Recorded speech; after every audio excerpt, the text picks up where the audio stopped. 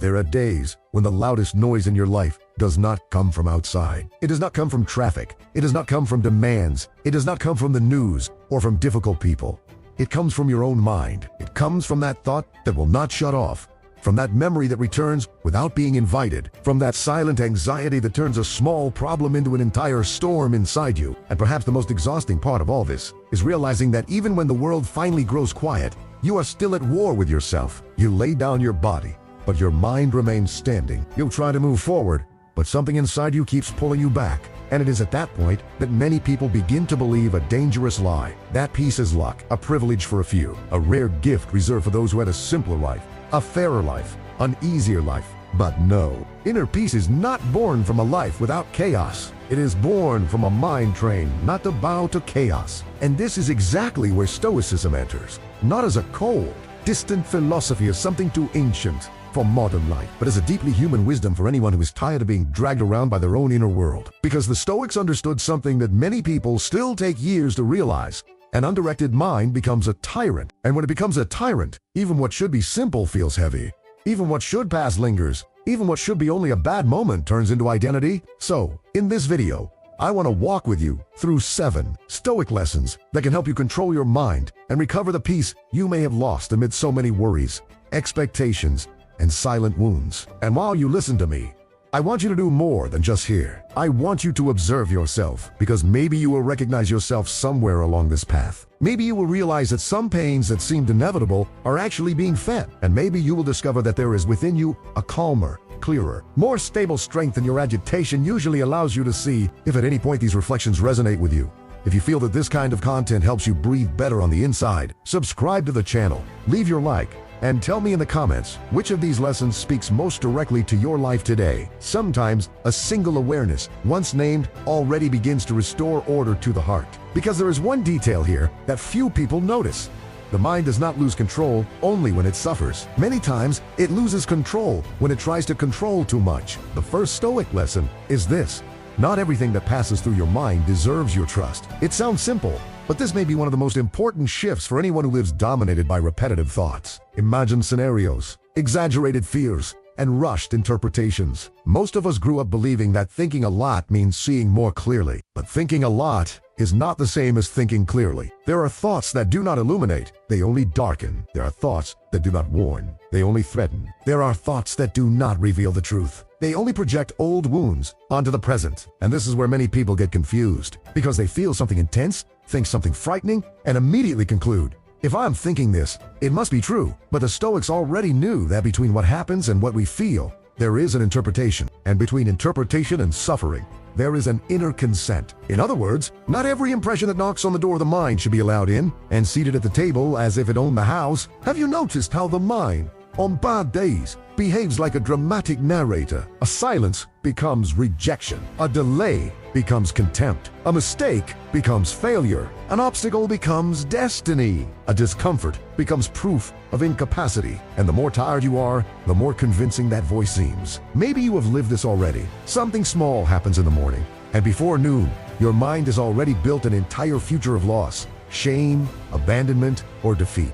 That is not clarity. That is inner disorder. The first step toward recovering peace is not making the mind stop. It is stopping the automatic obedience to everything it says. It is looking at a thought and asking honestly, is this a fact or an interpretation? Is this a sensible warning or a reflection of my fear? Does this describe what is happening, or only what my insecurity fears might happen? Notice the difference. A thought may arise without your permission, but it only gains power when it receives your agreement. And maybe you have never noticed how much you suffer, not only because of what you feel, but because of the way you blindly believe what you feel. The Stoics trained exactly this inner distance, not to become insensitive, but not to become slaves to the first impression. This changes everything, because the mind can say, you will not endure this, and you can still answer, this is only a thought, not a sentence. The mind can say, they are against you, and you can still answer, I do not have enough evidence yet to conclude that. The mind can say, you failed, and you can still answer, I made a mistake, but I am not a mistake. There is an immense freedom in realizing that you can witness a thought without merging with it. And that freedom is not small. It is the beginning of peace. Because when you stop treating every thought as absolute truth, the storm loses part of its force. You still feel the wind, but you are no longer carried away by it. And perhaps here, there is an important question.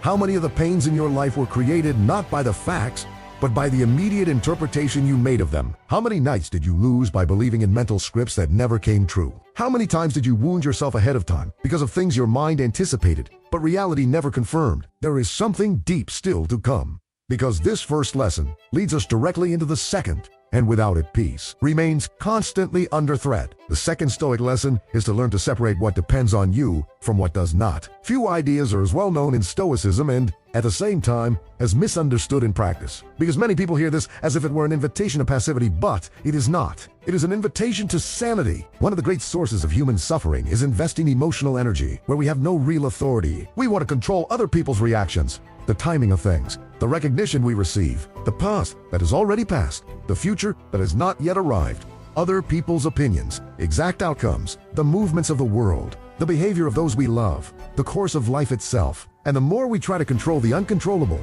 the more powerless we feel. Look at how this happens in everyday life. You try to be kind, but the other person responds coldly. You make an effort, but you do not receive the return you expected. You care. You give of yourself. You explain.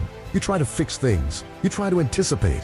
You try to avoid wear and tear. You try to prevent conflict. You try to make sure everything turns out the way you imagined. And even so, something slips away. Someone disappoints. A door does not open. A response never comes. An injustice happens. And then your peace collapses because it was tied to something that was never completely in your hands. Stoicism does not say that the world will obey your balance. It says that your balance cannot depend on the obedience of the world. That is very different. There is a silent strength in accepting that your real domain lies in your intention, your choices, your posture, your character. The way you respond, not in the outcome, not in applause, not in reciprocity, not in total control. And this distinction seems small until the day it saves your mental health. Because when you deeply understand what depends on you, you stop wasting life trying to manage what is beyond your reach. You do what needs to be done, but without handing your soul over to the result. You love without trying to possess. You work without confusing effort with guarantee. You speak your truth without demanding that the other person welcome it. You act with dignity, even when the environment is unstable, and that restores a kind of inner breathing.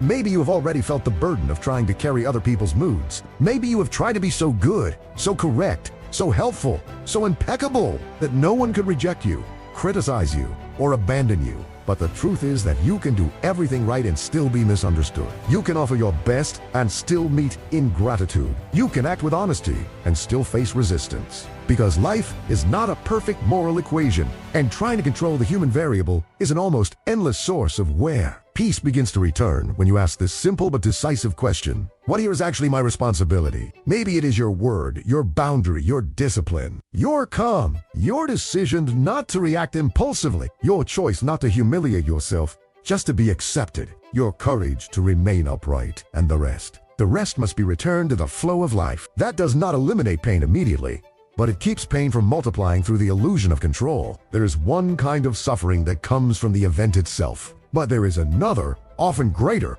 that comes from obsessive resistance to the event. And that second kind is what exhausts us from within. To control the mind is not to make it dominate everything. It is to teach it to remain steady, even before what it cannot dominate. And perhaps you are beginning to notice something important. Peace is not having guarantees. Peace is knowing where to place your energy. But there is a subtle obstacle here. Even when we understand this intellectually, we often remain emotionally attached to expectations, and that is the third lesson. The third Stoic lesson is that much of your suffering is born from the secret expectation that life should obey your script. This is almost never admitted clearly, because no one goes around saying, I want to control the script of life, but in practice, that is exactly what we do. We imagine how people should act, how relationships should unfold, how time should respond to our efforts, how opportunities should arrive, how recognition should appear, how the body should age, how pain should pass, how the world should work. And when reality delivers something else, we feel not only frustration, but a kind of intimate revolt, as if existence had failed us. Maybe you have felt this when you realized you were loyal and still got hurt, that you were patient and still lost, that you tried to get it right and still harvested confusion. The mind then starts repeating, it was not supposed to be like this. And that phrase, so common, reveals a great deal, because behind it there is a silent battle between reality and expectation. The Stoics understood that one of the greatest sources of human disturbance is not difficulty itself, But the refusal to accept that difficulty is part of the human condition. We want a life without contradiction, without loss, without instability, without imbalance, without farewell, without failure, without the unforeseen. We want to reap without waiting, love without risk, live without vulnerability. But that does not exist. And the more the mind demands a life free of discomfort, the more unbearable any discomfort becomes. This is profound, because many times it is not the fact that destroys your peace. It is the idea that the fact should not be happening. When you suffer, and then add to that suffering a revolt against reality, you create an extra layer of weight, as if the original pain were not enough. That is why Stoic acceptance is not empty resignation. It is mature, emotional intelligence. It is recognizing that life includes what you would never ask for, but will still have to go through. It includes the day someone does not understand you, the day your best is not enough, the day you must let go of something you wanted very much, the day your mind gets tired, the day your body does not keep up, the day your heart has to release. And here there is a detail that few people perceive. Acceptance is not liking it. Acceptance is not approving it. Acceptance is not giving up on improving what can be improved. Acceptance is stopping the waste of strength in denying what already is. It is saying inwardly, this is happening, and I will respond in the wisest way I can. This posture changes the quality of your energy, because instead of fighting the existence of the fact, you begin directing your strength toward the response. And the response is where dignity remains alive. Maybe your mind is tired not only because of the problems that exist, but because of the imagined versions of life. It insists on comparing to reality. Maybe you are not suffering only for what you lost, but also for the fantasy of what you think should have been. And as long as that fantasy remains a rigid measure of life, peace will stay far away. Stoicism teaches a nobler way to live, not by demanding that life match your script, but by developing within yourself the strength needed to honor whatever page life brings. This does not reduce the pain, but it keeps pain from making you smaller. And when we understand this, another truth begins to open,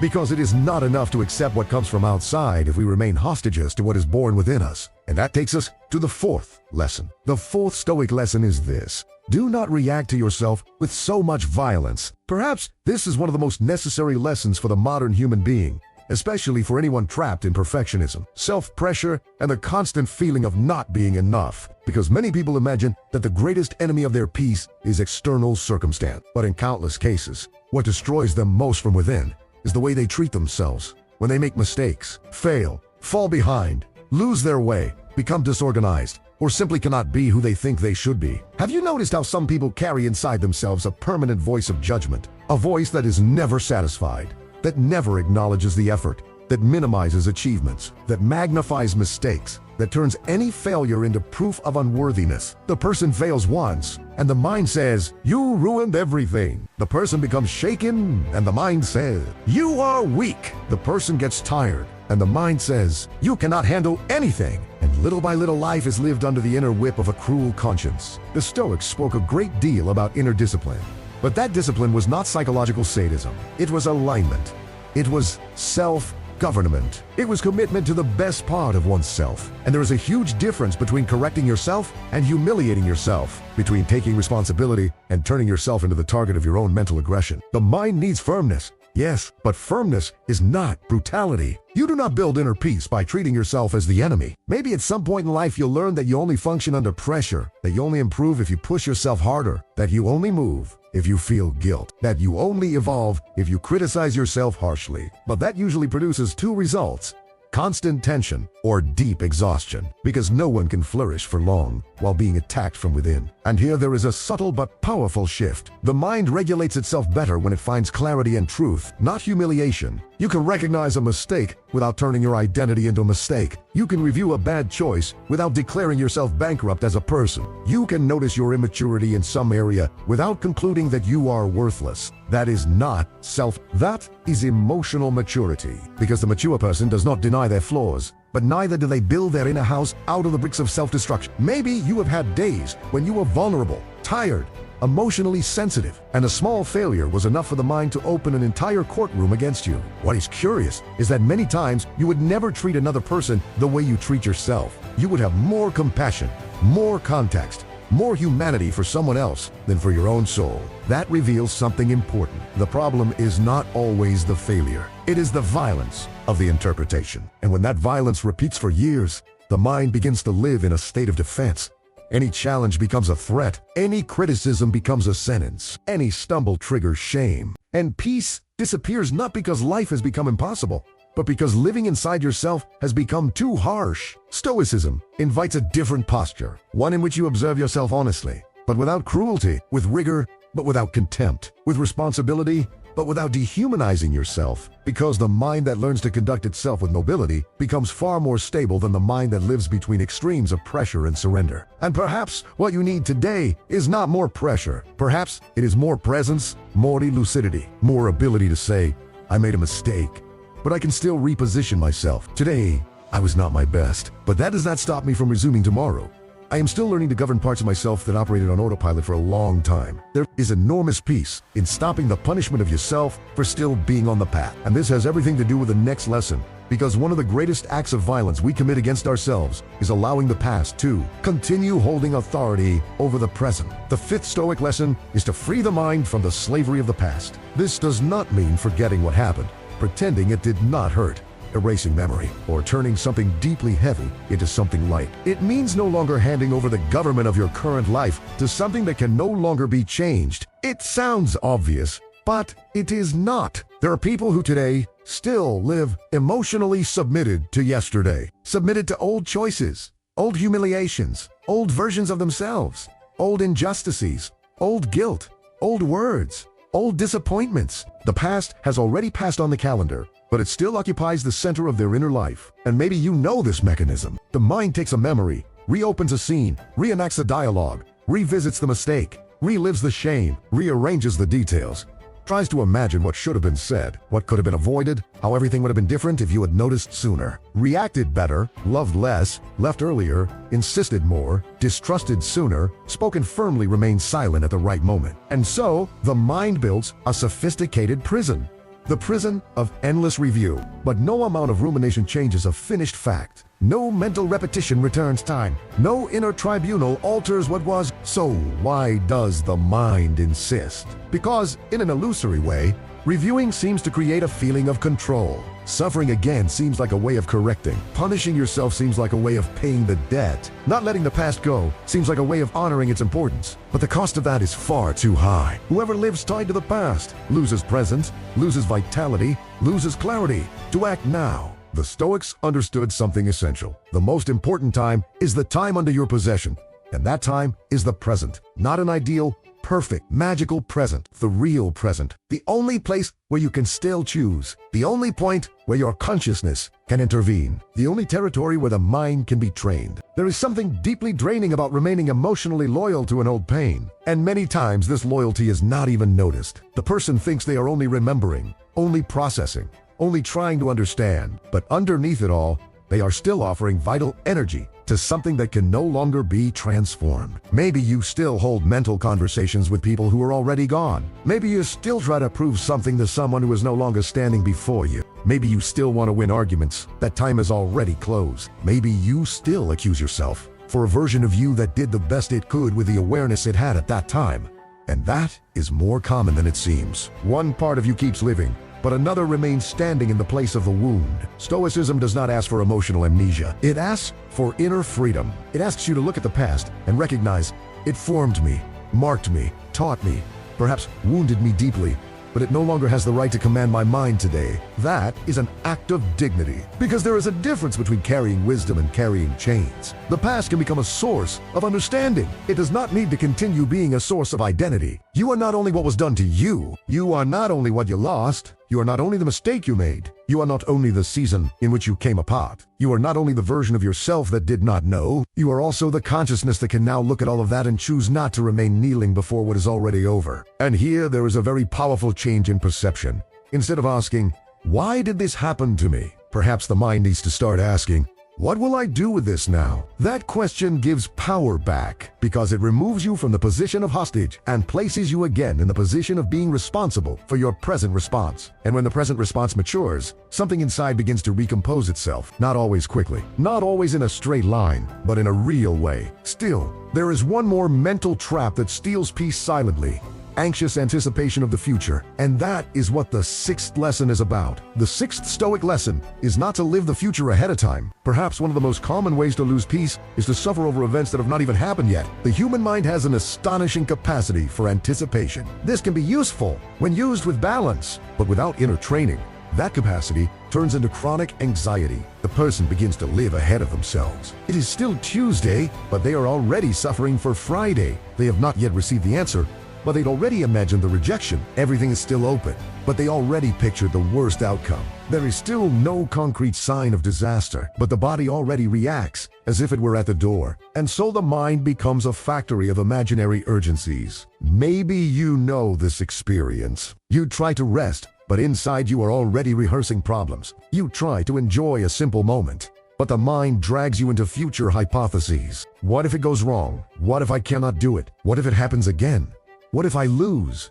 What if I am not enough? Notice the invisible violence in that. You begin to suffer before life asks you to suffer. You begin carrying weights that do not yet exist. You begin reacting to ghosts. The Stoics did not deny prudence. They did not defend irresponsibility or naivety, but they made an important distinction between lucid preparation and anticipated torment. Preparing yourself is different from living in anticipating with sense is different from being swallowed by mental scenarios. The problem is that for the anxious mind, imagining feels like prevention, as if excessive worry could reduce the risk, as if suffering beforehand could soften the pain in case something happens. But in practice, that only doubles the wear, because if the problem never happens, you've suffered for nothing. And if it does happen, you suffer twice. Peace only begins to return when the mind learns to come back to the now. And that seems too simple to someone used to living, projected into the future. But the now is the only place where life can truly be touched, the only place where your breathing happens, the only place where your action exists. The future cannot be lived wisely today, except in the form of presence. A stoically trained mind asks, what is reality asking of me right now? Not in the imagined scenario. What can I do now? With lucidity. What is the next dignified step? Instead of what is the worst movie I can produce? There is one detail here that changes everything. Anxiety often steals peace, not because of the future itself, but because of the inability to remain in the present without fleeing into imagined control. That is why so many people appear physically here, but inwardly absent. They talk, work, eat, walk, but their mind is always somewhere else, trying to avoid, predict, or contain something that does not yet exist. And living that way is exhausting, very exhausting. The body pays for it. Sleep pays for it. Relationships pay for it. Sensitivity pays for it. Faith pays for it. Because a mind that never lands cannot rest, even when everything around it finally grows quiet. The Stoics remind us of an uncomfortable and liberating truth. Many sufferings are not meant to be solved because they have not even arrived yet. They must be left where they are, in the time that belongs to them. That requires training. It requires saying to yourself, when that moment comes, I will deal with it. Right now. Life is asking only for presence. Right now, my task is not to abandon the present in exchange for mental fiction. This return to the now is not a magic formula. It is an exercise in inner sovereignty. And the more you practice it, the more the mind understands that it does not need to fire alarms all the time to keep you safe. But perhaps the deepest lesson of all is still ahead, because controlling the mind is not only questioning thoughts, releasing what does not depend on you, accepting reality, treating yourself with more nobility, freeing yourself from the past, and stopping the anticipation of the future. There is something even more essential, and that is the seventh lesson. The seventh Stoic lesson is to remember that your peace depends on the quality of your inner life, not on the perfection of the outer world. This is perhaps the most mature understanding of all, because at some level, almost every human being postpones peace, postpones it until they solve a certain problem, until they find the right person, until they earn more money, until the family gets better, until the body changes, until there is more security, until recognition arrives, until the wound fully heals, until the environment becomes cooperative, until the mind never fluctuates again. And so peace becomes a forever future promise, a conditional prize, a state that depends on external arrangements that are almost impossible to stabilize. But real life does not work that way. The world will continue to be imperfect. People will continue to be contradictory. Days will continue to bring the unexpected. Your mood will not always be the same. Your heart will remain sensitive in certain areas. Your body will have limits. There will be losses, interruptions, delays, misunderstandings, seasons of fog, seasons of waiting, seasons in which you do not have all the answers. So the great question is this: will your peace remain suspended until everything is resolved? Or will you begin to build it as an inner practice, Even in the middle of what is still incomplete, the Stoics chose the second path, not because they were immune to pain, but because they understood that a soul without a center is dragged away by any wind, and a soul with a center can pass through winds without completely losing direction. Notice the depth of this. Peace is not the absence of movement. It is the presence of an axis. It is not the end of all conflict. It is the presence of a deeper order that does not shatter with every conflict. It is not a constant emotion of perfect serenity. It is an inner commitment to return to yourself with lucidity every time you drift away. This radically changes the way you live, because you stop seeking peace as an environment and begin cultivating it as a posture. You stop waiting for a world without disturbance and begin strengthening within yourself a place that does not collapse at the first disturbance. And that place is not born by accident. It is built with observation, with discipline, with truth, with the renunciation of unnecessary drama, with inner silence, with repeated choices, with the courage not to feed everything that stirs agitation. Maybe you have noticed that certain people go through hardship and still radiate a quiet steadiness, not because they do not feel, not because they are not shaken, but because within them there is a clearer hierarchy. They do not hand over the command of the soul to every passing emotion. They do not allow any opinion to enter as poison. They do not respond to every provocation. They do not make their own mind a permanent stage for catastrophe. Little by little, they have learned to protect their inner space. And maybe that is exactly what is missing in so many lives today, a deeper reverence for one's own inner space. Because the modern world competes for your attention all the time. It wants your reaction, your fear, your urgency, your comparison, your exhaustion, your impulsiveness, your hurry, your consumption, your constant need for validation. And if you do not have a center, you will always be available to be invaded. Recovering peace, then, is also recovering boundaries. It is choosing more carefully what enters. It is refusing to offer inner resonance to everything that tries to disturb you. It is realizing that not every piece of news needs your total absorption. Not every criticism deserves emotional resonance. Not every other person's problem needs to become your collapse. Not every comparison deserves to be taken seriously. Not every momentary desire needs to be obeyed. Not every pain needs to become identity. Perhaps here lies one of the most transformative questions of this video. Who or what has had too much access to your inner world? What kind of thought have you been allowing to remain? What kind of mental environment have you been cultivating? Because peace is not born only from what you seek. It is also born from what you stop feeding. And that realization is revolutionary because it restores to inner life the dignity of a sacred territory, something that must be guarded, filtered, honored, not with cold rigidity, but with loving intelligence. You do not need to harden. You need to mature. You need to learn that protecting your own mind is not selfishness. It is spiritual, emotional, and existential responsibility. It is understanding that the quality of your consciousness affects everything. The way you love, the way you decide, the way you work, the way you listen, the way you age, the way you move through loss, the way you handle disappointment, the way you rest, the way you remain standing when the ground shakes. And that is why the Stoics insisted so much on inner life, because they knew that whoever loses the government of themselves loses far more than a moment of tranquility. They lose direction, they lose discernment, they lose freedom. Perhaps, as you listen to these 7 lessons, one part of you felt relief, and another part felt confronted. Relief,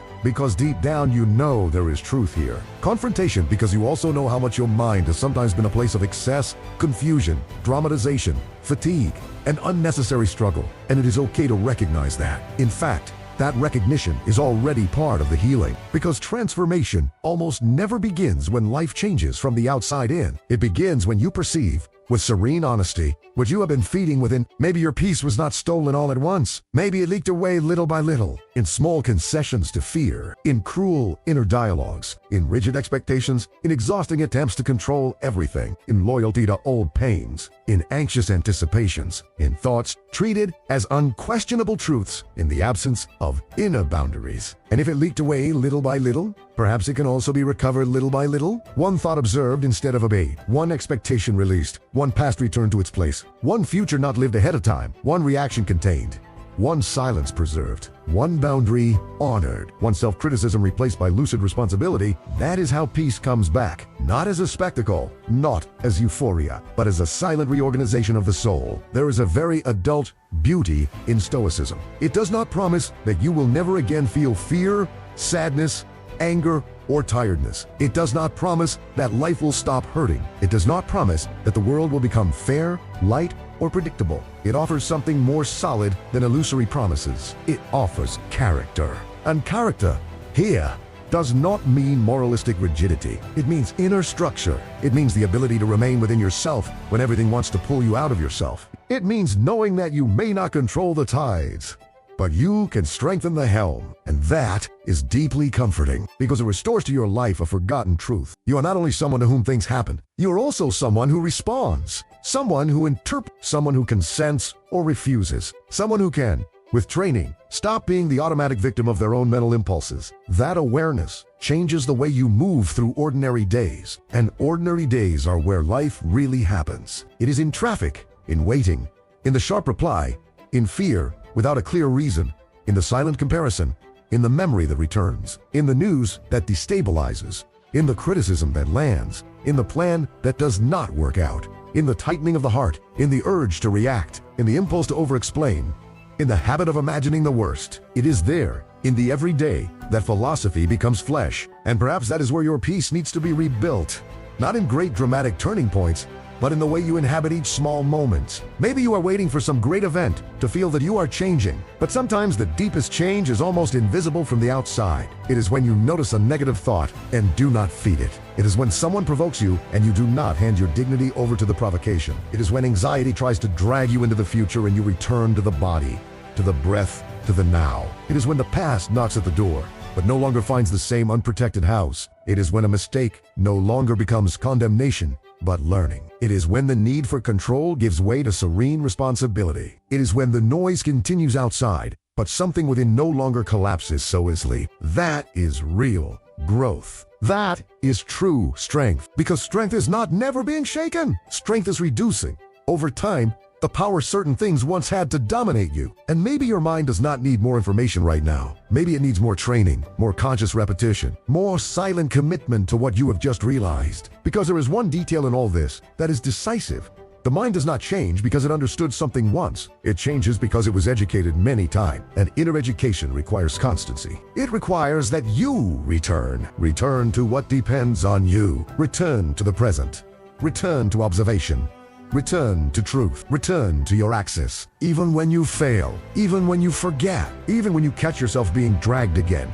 Because the path is not linear, but it is still a path. So if today your mind feels heavy, if your peace feels distant, if you feel tired of fighting within yourself, perhaps this is the moment to stop seeking only immediate relief and begin building depth. Depth so that you are not swallowed by every thought. Depth so that you can move through hard days without completely losing yourself. Depth so that you do not depend on the perfection of the world to keep some inner order. Depth so that you stop being hostage to whatever you feel in the first impulse. Depth so that you can transform your own consciousness into shelter instead of a battlefield. Because in the end, controlling the mind is not mastering every thought. It is refusing to hand a throne of your life over to everything that passes through it. Recovering peace is not making the world fall silent. It is learning not to turn every noise into a command. And perhaps that is true freedom.